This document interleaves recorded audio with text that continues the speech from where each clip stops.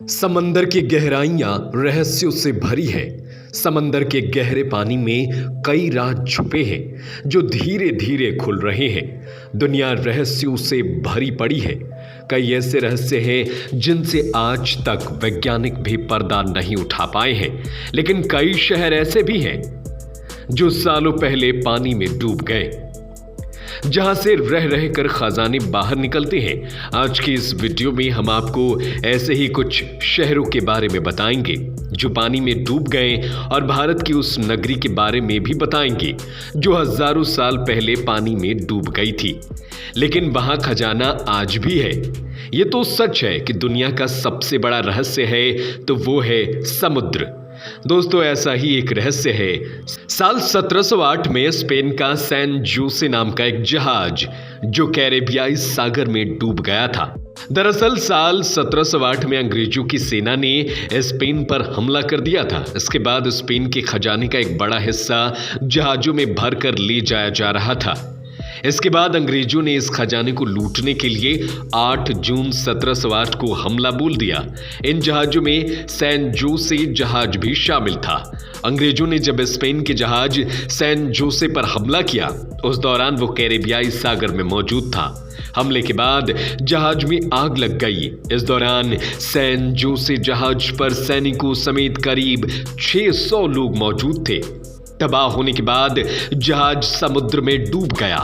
इसके साथ ही जहाज पर मौजूद सभी लोग और 14 अरब पाउंड की कीमत का खजाना भी डूब गया। इस खजाने में सोना, चांदी और जेवर थे। दोस्तों, डूबने के बाद जहाज को खोजने की बहुत कोशिश की गई, लेकिन जहाज नहीं मिला। इस जहाज को खोजने की सबसे बड़ी वजह थी उस पर लदा खजाना। करीब 300 साल बाद जहाज सैन जोसे को खोजकर्ताओं ने ढूंढ निकाला। साल 2015 में कोलंबिया की सरकार ने इसको खोजने का काम सौंपा।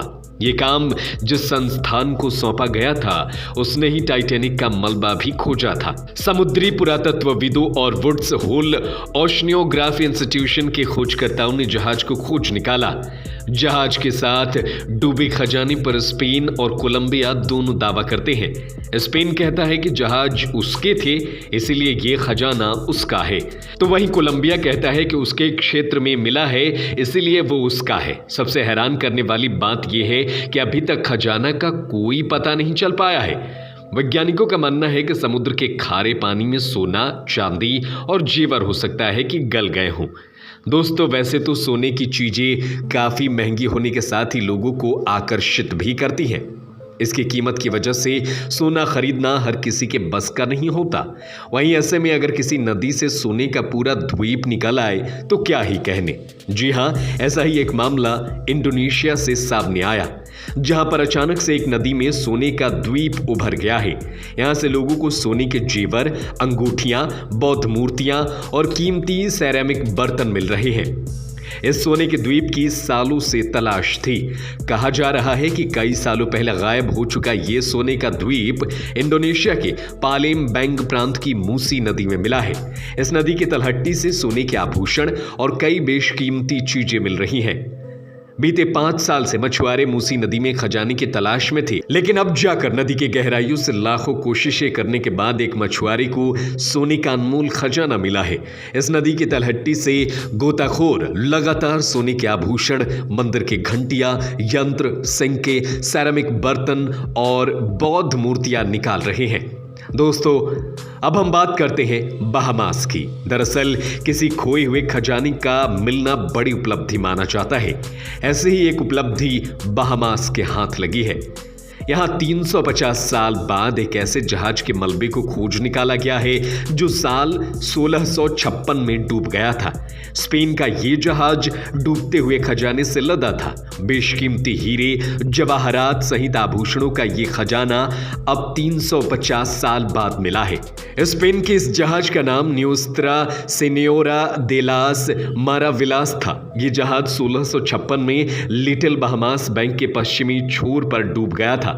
अब 350 साल बाद इस जहाज का मलबा 13 किलोमीटर से अधिक क्षेत्र में फैला हुआ है।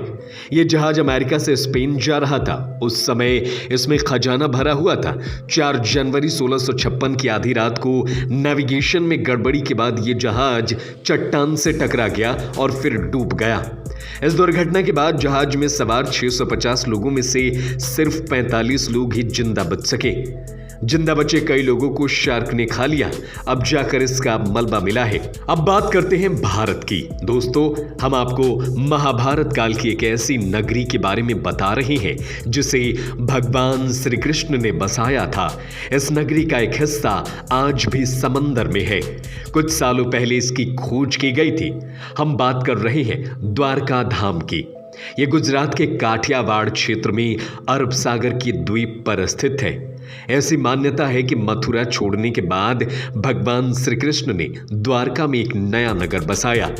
इसका प्राचीन नाम कुश स्थली था। कुछ सालों पहले नेशनल इंस्टीट्यूट ऑफ ओशियनोग्राफी को समुद्र के अंदर प्राचीन द्वारका के अवशेष मिले। अनेकों द्वारों का शहर होने के कारण इस नगर का नाम द्वारका पड़ा। इस शहर के चारों तरफ से कई लंबी दीवारें थी जिनमें कई दरवाजे थे।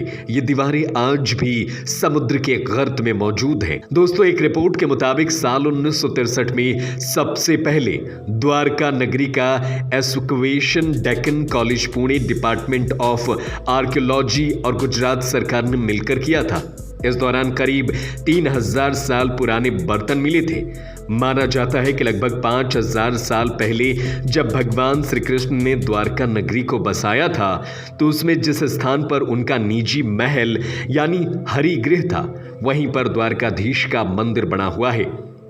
तो दोस्तों, आप भी कमेंट करके हमें बताएं कि इतिहास की जानकारी ये आपको कैसी लगी।